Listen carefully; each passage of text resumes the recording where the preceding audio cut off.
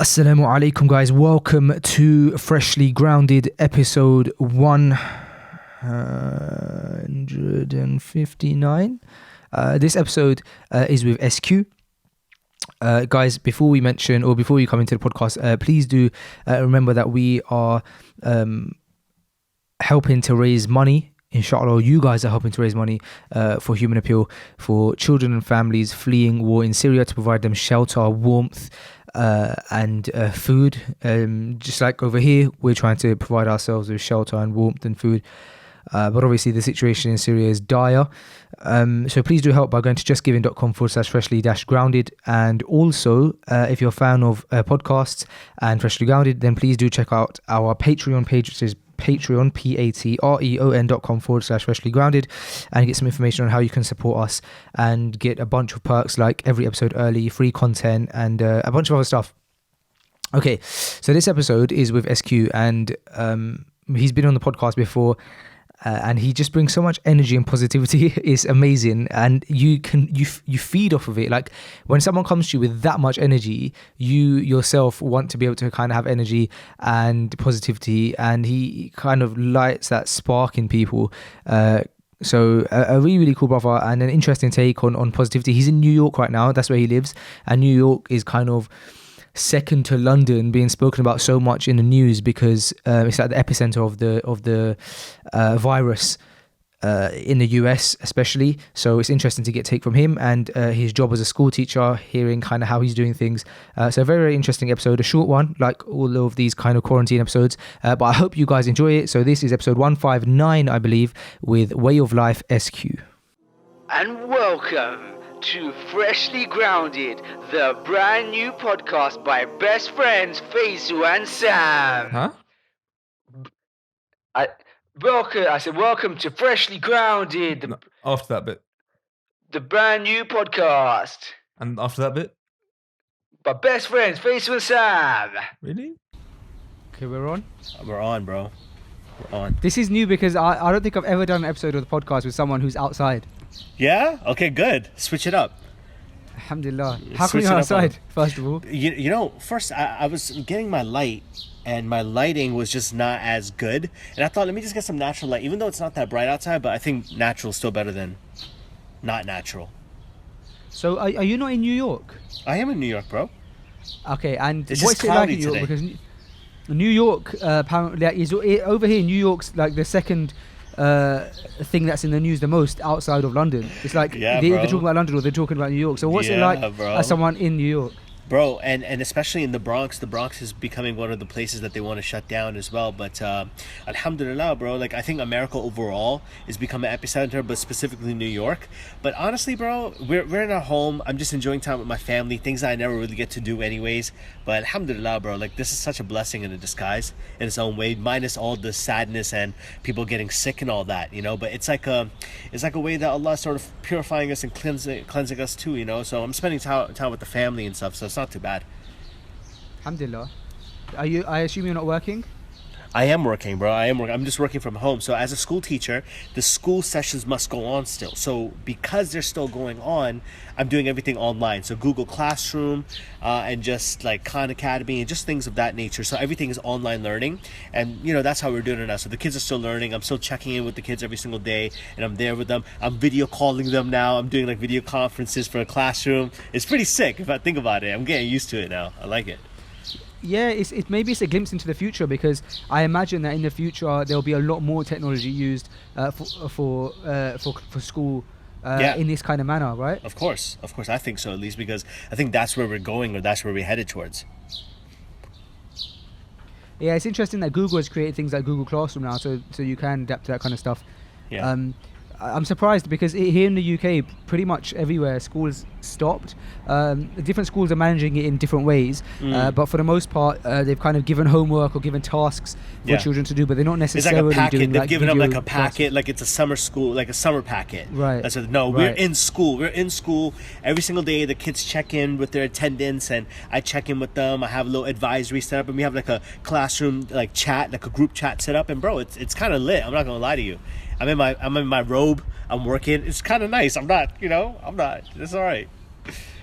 Yeah, that's the other nice thing, is that people get to see what it's like to kind of balance home and work life, but from home. So because a lot of it can be stressful when you're working from home, and then the nice thing about working from outside of home is that you get to come home, and then you can leave all of your stress at work. But the issue right now I'm seeing, with myself especially, is that when you're doing your work and you're really working on something hard and you had a tough day at the office, but your office is your bedroom, then you can't leave that. You bring that with you. You want to physically, right? Yeah, bro, I've been having that same thing. I'm fortunate enough to have a separate room. I basically, so because of the corona, my hijama clinic has shut down now, right? Because I'm not taking any more clients, right? So we have basically a home clinic set up, like a completely sterilized, nice little clinic, like at home clinic. And we've basically shut that down because we're taking no more clients. And what we're doing now is we've made that into my office space. So I work in that room. So like the kids come in, they check on me, they knock the door. It's kind of cute, you know, but it is nice to have my own space. But I found it more stressful to work from home than it is to actually work in a space. So have I. Yeah. It's weird. It's weird. But I like the idea that I can leave the home and I could be more productive, you know? So I'm learning to be more productive. Like, how do I become more productive within this? But, you know, it's a task. I think it's a learning experience for everyone. Yeah, man, for sure.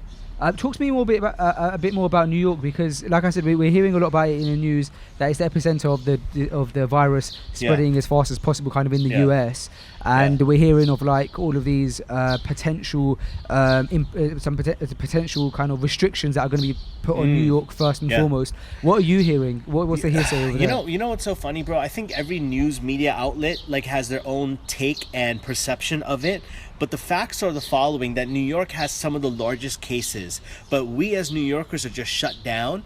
But people are still able to leave their homes for essentials like groceries and like pharmaceutical stuff. So we can leave it for that. We can like exit the house for like a little walk, a little stretch, but one person at a time. But you know, alhamdulillah, like I'm on my deck. It's quiet. The streets are quiet whenever I've driven because I had to go out for some reason. The streets are quiet, you know. But then there's also some like, you know, boneheads who don't take it serious, and they don't like, you know, they're like, no, it's just like, it's all fake. Like, no, it's not fake, man. It's a real thing going on. And, you know, people are not, you know, we are trying our best to practice social distancing. That's why schools have been closed down. But, you know, some people still aren't doing that, which is kind of upsetting. But, you know, you take your own precautions, you tie your own camel, and you do the best that you can. So we've bought our supplies and we just chill at home. We don't really leave the house. It's kind of relaxed, bro.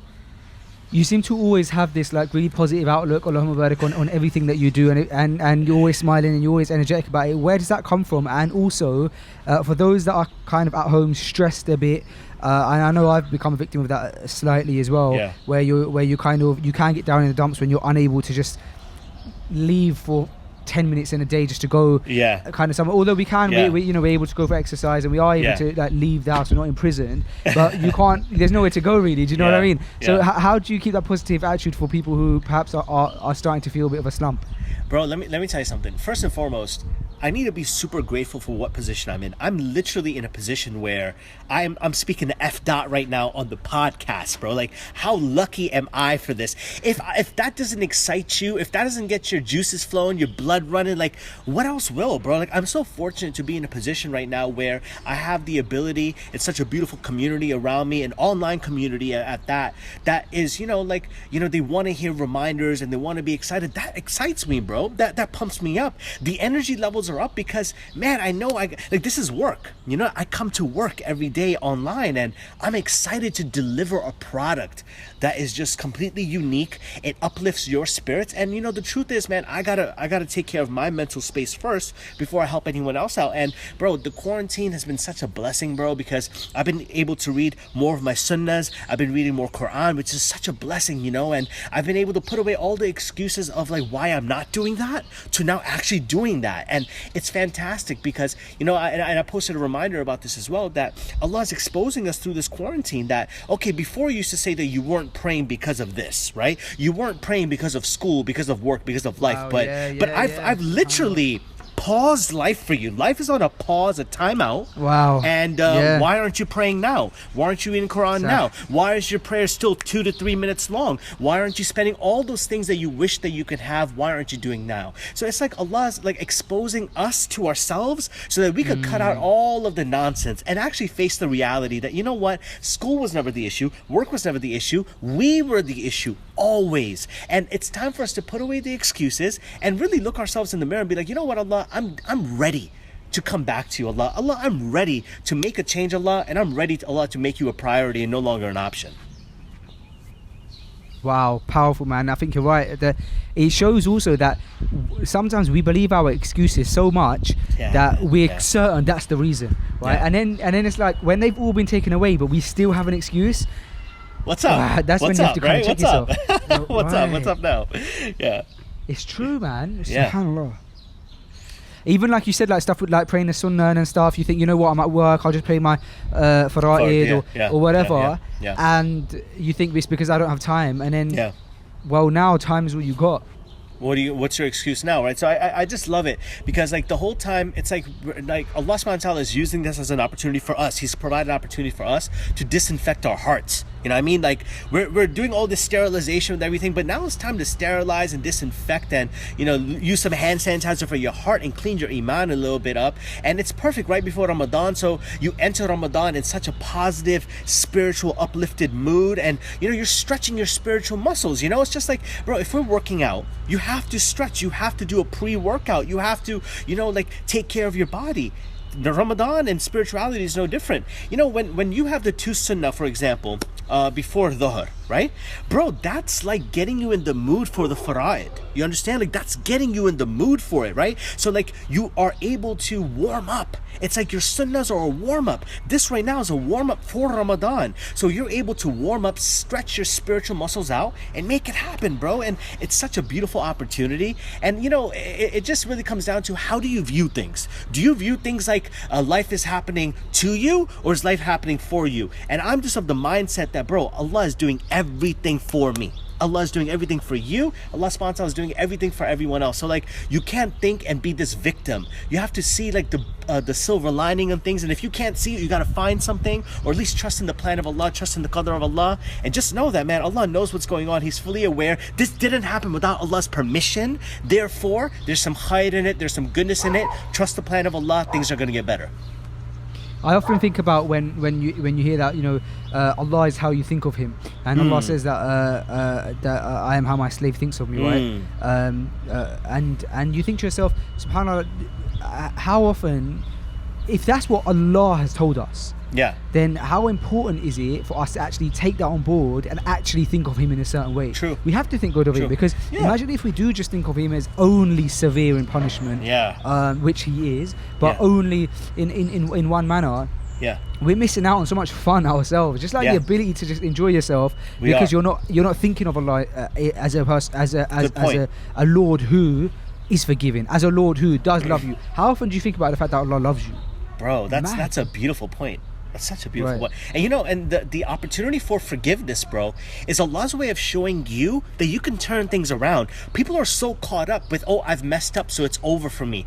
The fact that Allah forgives you shows that Allah is giving you an opportunity as long as there's breath in your lungs. As long as you have an opportunity there, bro, Allah is keeping you in that mindset that you can always change your circumstances around and you are in control of your circumstances. Don't start blaming everyone and everything for your problems. There's certain things that are preventative. Figure that out. But this only happens when you hold yourself accountable before the day that you are held accountable. So we need to start that right now before there comes a day when we're just stuck, bro.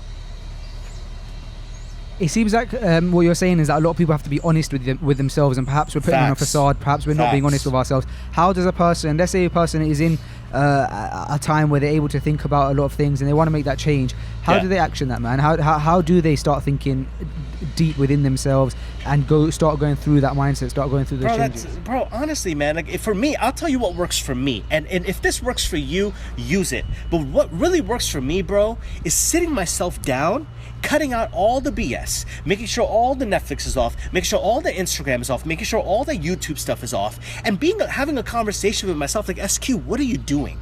What are you doing, bro? Are you blowing an opportunity? Are you doing something that you shouldn't be doing right now? And if that's the case, you need to stop, because you are self-sabotaging yourself and you're digging your own grave, and that needs to stop now. The moment, bro, I realize I'm doing something wrong is when I need to sit down and have a conversation with myself. You know, some of us are so distracted. You know, like for example, a lot of us make commutes to work, right? It's about a 40-minute commute, maybe an hour commute. You have 40 minutes to an hour to do some deep pondering and self-reflection, to really communicate with yourself and to see where your blind spots are, you know, to really look at your life and be like, yo, what are the areas of my life that I'm lacking right now? Okay, but you are unable to do that because you're always listening to your music, right? You're always distracted with some entertainment. This is a perfect opportunity for you to put those things aside. That's how I do it. Whenever I want to get real with myself, I put away everything and I just have a good 5 to 10 minute conversation with myself. Like, SQ, you need to get yourself together, bro.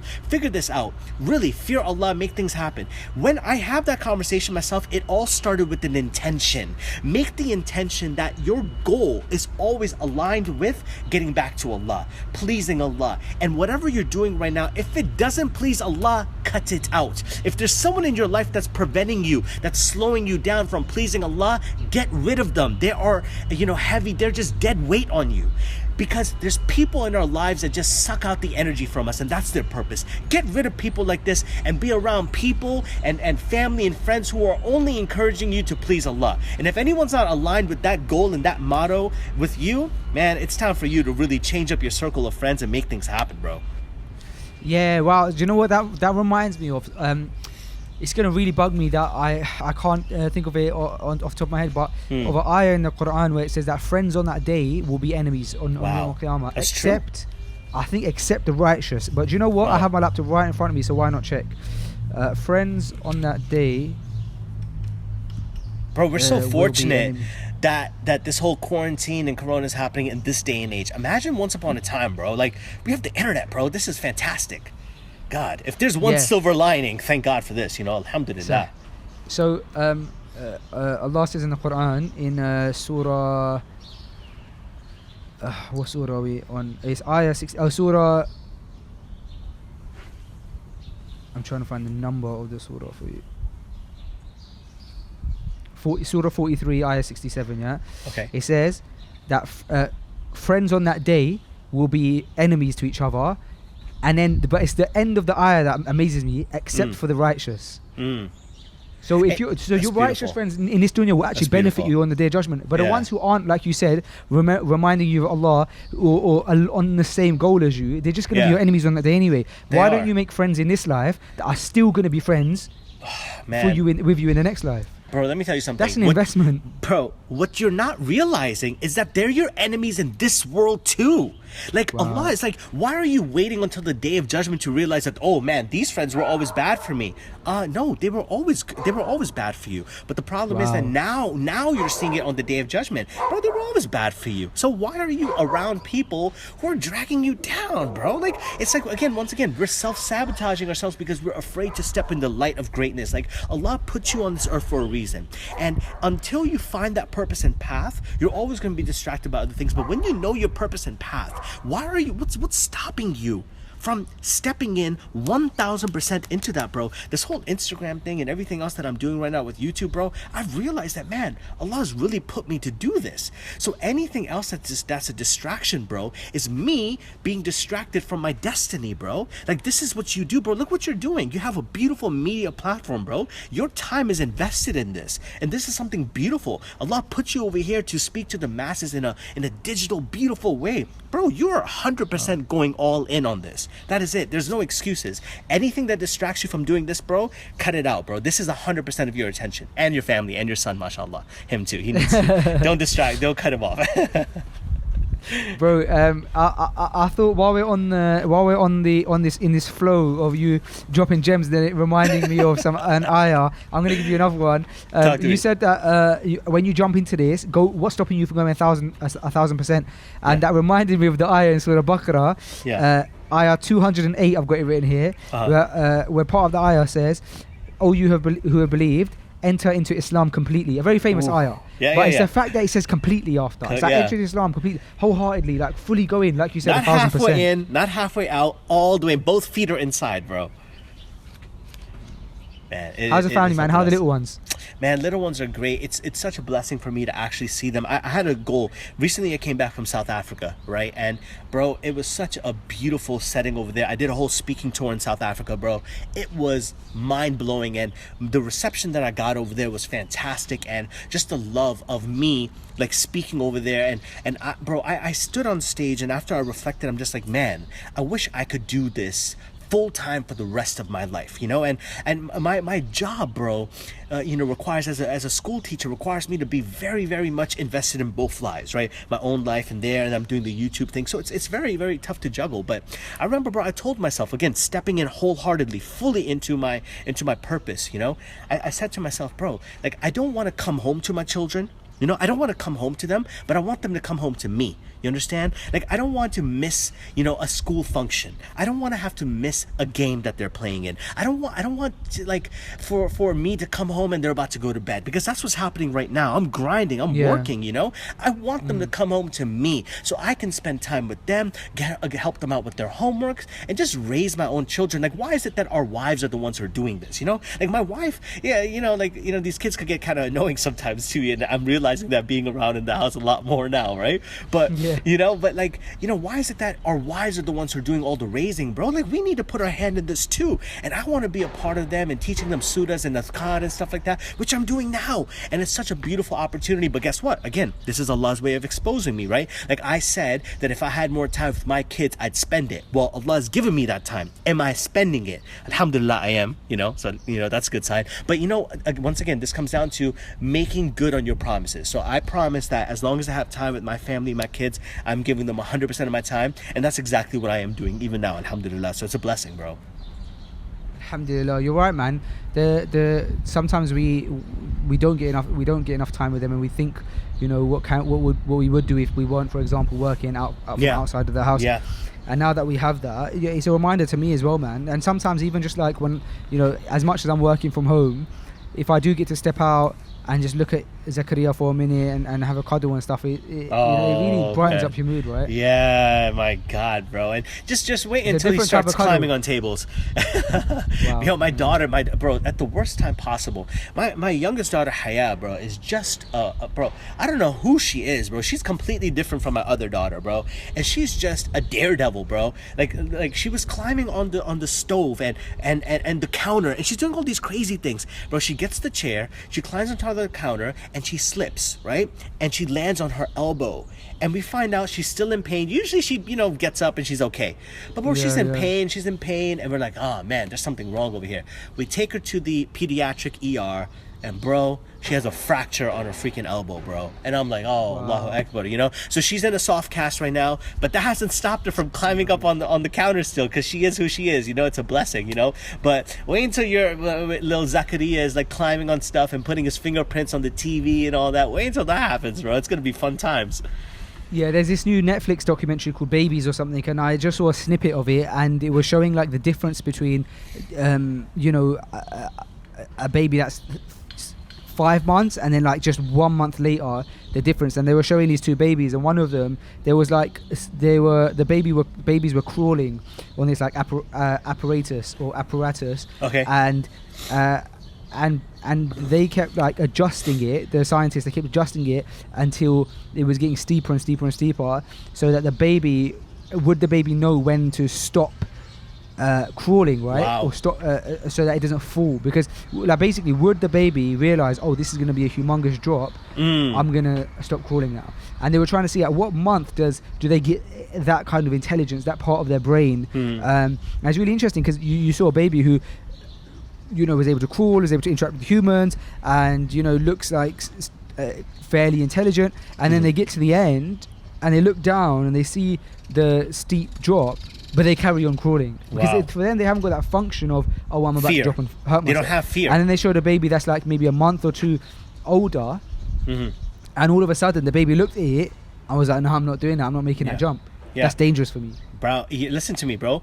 That steepness, that jump has become psychological for us as well at an older age. Like, how many times have you not done a specific type of content because you were afraid of it not doing well or the fear of failure of it not working out? That's happened to me so many times. There's so many people out there, bro, who are doing a major that they don't like because they're afraid of trying something new, or maybe an entrepreneur out there, or someone who has a really awesome like idea that can help the ummah out, make some money off of it, and just be like, you know, good for themselves. But there's a fear of failure, fear of falling, right? That they have in their mind psychologically that's stopping them from doing things. So when a kid is that age, they don't have that fear of what happens next, right? But we as adults have that, you know, that ability to foresee what's going to happen, and that has crippled us. So I kind of like envy my little one Haya for not being afraid to explore new grounds, and I'm afraid to explore new things right now. So bro, like literally I'm uploading a YouTube video as we speak right now, like in there, because it's like 4K or whatever, so it takes time. And bro, like it's completely different from anything I've ever done.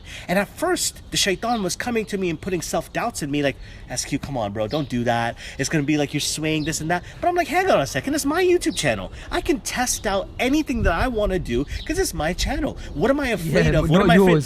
It's mine, bro. It's mine. Like, what am I doing? So the shaitan will come to you with self-doubt. The shaitan's going to come to you with overthinking. And the number one thing that you need to do to overcome the self-doubt and overthinking is to just do it. Just do it. Stop overthinking. Stop thinking too hard. Just do it. Just know the shaitan's trying to slow you down. And, you know, Allah has put you in this position, so don't slow down. You know, and just do what you have to do. Just make a quick decision. Make the decision. Do what's best for you. And stop overthinking it, bro, because that's just crippling us. I think that's so many people have spoken about how that's the difference between people who are successful and people who are not. Is everybody has great ideas, everybody has great visions, or most people do. The difference is a lot of people talk themselves out of it. A lot of people don't do it. They don't actually. I had something.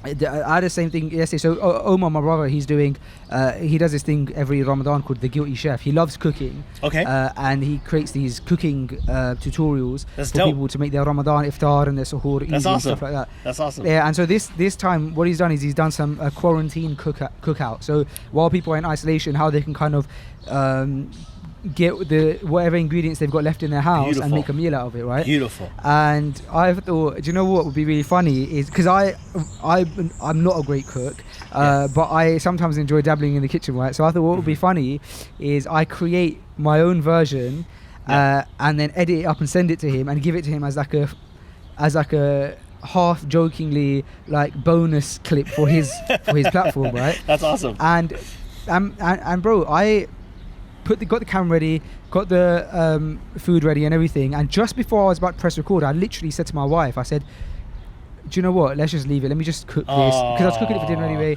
I said, let me just cook this. I said, it's no point, we're not going to be able to film it correctly, we haven't got lighting, we've only got one camera, we've only got one mic, haven't even got a proper cameraman. And then she said to me, you've gone through all this effort, just do it anyway. And alhamdulillah, I'm really happy I did, and I haven't sent it to Omar, I'm going to send it to him now. But I'm glad I did it, and even if he doesn't use it, I just had fun. Bro, let me tell you something. When you have little wins like this, because you just basically talked yourself out of doing something like you didn't want to do, right? You talked yourself out of it. Bro, when you do that, you are building your own self-esteem and self-worth, because you become more accountable to yourself. You develop more credibility within yourself. So when you just did that, bro, that was a little victory. That was a small little win. But what happens, bro, these small wins lead to winning the entire battles and the wars, right? So you want to win these small little victories, bro. That small little win of you going, you know, like again, for a person who's struggling within their deen, the small win is you making wudu. That's a small win, bro. At least, hey, I did it. You know, I did something, you know. Hey, just play the fara'id, right? Hey, I did it. These small wins, bro, lead to winning the entire battle and the bigger victory. So, you know, like what you just did right now, bro, and thank you for being honest and putting yourself out there. I think that's a problem. A lot of people, like, they try to just finesse and just look really, really good all the time, you know, and they don't want to show that they struggle too. But bro, overthinking, we're not, you know, like immune to overthinking, bro. We have, in fact, I'd argue that we probably overthink the most, right? Because we have to be very critical with what we post, and hey, I can't just post random stuff, you know. So like I personally, bro, I love the fact that you did that, and that small little win that you had, bro, can turn so much momentum, because if you did that, what's next? Right? What's the next idea that you're gonna put out to make that happen? So, Bismillah, I can't wait to see it. That's what I'm excited for. I don't know, it's a bit shabby, but I'm gonna send it to him anyway. It's good, bro. It's good. I made a Parmesan stuffed chicken minus the Parmesan. What? I didn't have any Parmesan, man. We're in lockdown. I got to use whatever I have. That's perfect, bro. That's perfect. Yeah, but man, I enjoyed it, man. Do you know what? Life, I think, has to be about having fun and enjoying yourself as well. And as much as, obviously the key to life and the only goal in our life should be to please Allah, but nobody said that pleasing Allah isn't fun, or pleasing Allah isn't true. You can't get enjoyment. Yeah, bro. It's not a Guess chore what? You to can please get enjoyment. Guess what? You can get enjoyment, and you don't get the guilt. Yeah. That's true, bro. Look, the problem is, bro, that we've made Allah like a chore. Like praying is a chore. You know what I mean? Like, doing dhikr, doing the sunnah, doing something, it's a chore. No, it's not. Definitely. And you have to basically ask your brain to figure out the answer to, how can I do this with the most amount of energy and enjoy it at the same time? Because our brain will search for that answer. If we can really ask ourselves the right question, like, how can I do this with the most amount of energy and enjoy the process as well? Believe me, you will find the solution and way to do it. But the problem is we're asking ourselves really bad questions like, do I really need to pray? Or, man, I don't really need to pray. Or, I should be praying. When you ask yourself with such energy, bro, about doing something to please Allah, then it becomes like, oh, man, I don't really want to do this. And that idea of filming becomes praying, right? Like that same anxiety that you had towards filming becomes that anxiety towards actually praying. When you can remove all that anxiety, like ask yourself this, right? How good do you feel after you film that? Right? Yeah. How good did you feel after you accomplished something that you told yourself that you were going to do, because your self-esteem just got raised? So people are, again, sabotaging their own lives. Raise your self-esteem by holding yourself accountable and doing what you said that you were going to do. I'm going to pray, then go pray. Bismillah, do what you got to do. But pleasing Allah should be fun, and you got to make it fun, and you got to find a way to make it fun. And believe me, there's tons of ways to do it. I mean, I think we're doing it. Yeah, hopefully. Inshallah, yeah, we hope that. Inshallah. SQ, we're keeping these episodes short because we're doing them daily, inshallah. We're putting out episodes of Freshly Guarded every day. But before we do round this up, what have you got working on right now? What are you working on? You said you're releasing a new video that's different to your normal videos. What's that about? What's going on in the life of SQ, man? Yeah, listen, man. First and foremost, just a huge jazakallah khair for having me on this, bro. You were the first podcast that I ever did, and it was my favorite podcast. Yeah, it was my first podcast that I ever did. I believe it was, and it was, bro, just such a beautiful experience, and just meeting you in person. It just sucks, and we ask Allah to remove these boundaries of technology to actually do this. And you know what, bro? I think this is also giving you an opportunity that maybe even when the quarantine is lifted, maybe this is how you should conduct some things too, right? Like reach out to a bunch of people. You're not limited by a person on your sofa anymore. You got technology now, mashallah. But bro, tons of things. This video is going to be hilarious, at least I believe. I think it's going to be really funny. It's how Muslims act during coronavirus, right? So it's just going to be basically a bunch of skits on how Muslims are behaving during coronavirus. It's going to be really hilarious. The projects that I'm working on right now, tons of YouTube content, tons of Instagram stuff daily, a lot of TikTok stuff as well. So I got a lot going on with that. But if I could really ask your audience of anything, bro, it's just like, if you ever need anything, Freshly Grounded audience, come at me, like DM me on Instagram straight away. Hey SQ, I have a problem, I need some help. My job is to advise. I love advising. I genuinely enjoy listening to your problems and the issues that you have. So feel free to use my ear and chew my ear out and just talk to me, and I will respond to you as well. So if anyone's out there has a problem, or you don't have a problem yet, and you're like, you know what, SQ, I might have a problem 7.5 months from now, don't worry, just DM me like, hey bro, I came from Freshly Grounded podcast, I just saw it,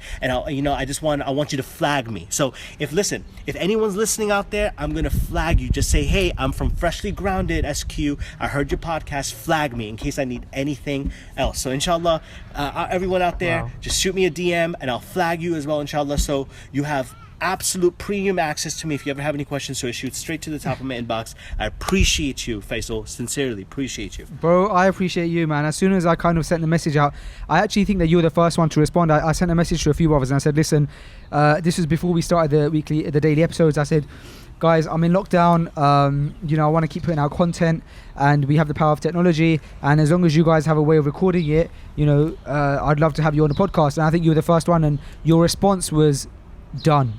Done. Yeah, man. Just one word, yeah, done. Yeah. And I love that, man. I read that in your voice. Like, Yeah. you're like, dude, done. So, alhamdulillah. Alhamdulillah, bro. I really appreciate it, man. Thank you so much for joining us. And Appreciate you, inshallah, man. very soon we can do a physical podcast where we can be together in person. Inshallah. Whether that is you in Inshallah. London or me in New York. Inshallah. Oh, mashallah. That sounds fantastic, bro. I appreciate you so much. May Allah protect you and your family, Ameen, man. Ameen. And you. Jazakallah khair. Assalamu alaikum. Alaikum salam.